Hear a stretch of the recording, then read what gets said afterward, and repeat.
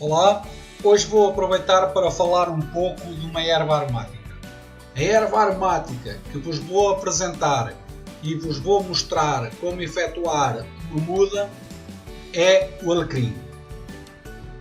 O alecrim é um arbusto perene que pode atingir tamanhos a oscilar 1,20 m mais ou menos.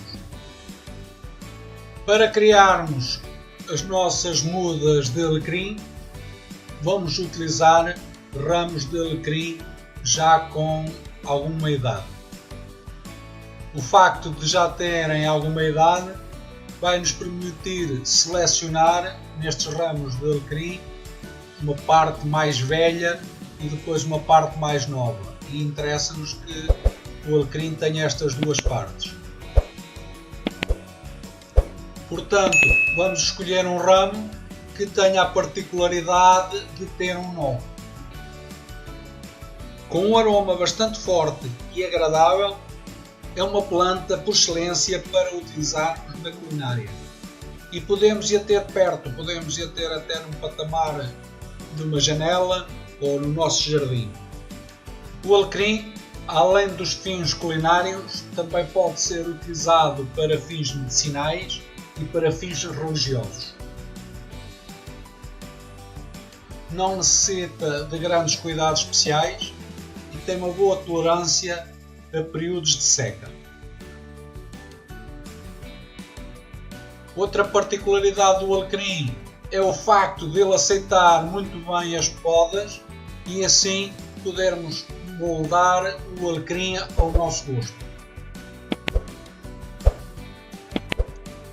Devemos retirar todos os ramos e folhas num espaçamento de cerca de 5 cm a contar desde o corte do nó.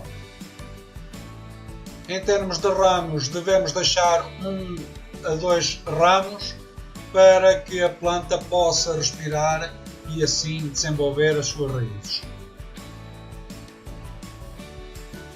Após a preparação do ramo, vamos passar à fase seguinte, que é colocá-lo num vaso.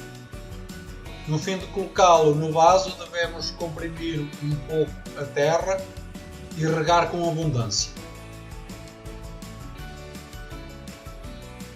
De forma a obtermos os melhores resultados nesta operação, devemos efetuá-la no fim do outono ou no início do inverno.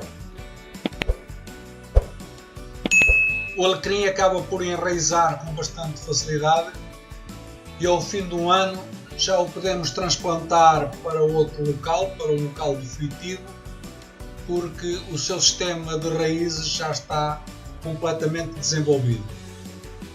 E assim pode assegurar a sobrevivência da planta na sua plenitude. Obrigado pela companhia, boas culturas e até ao próximo vídeo.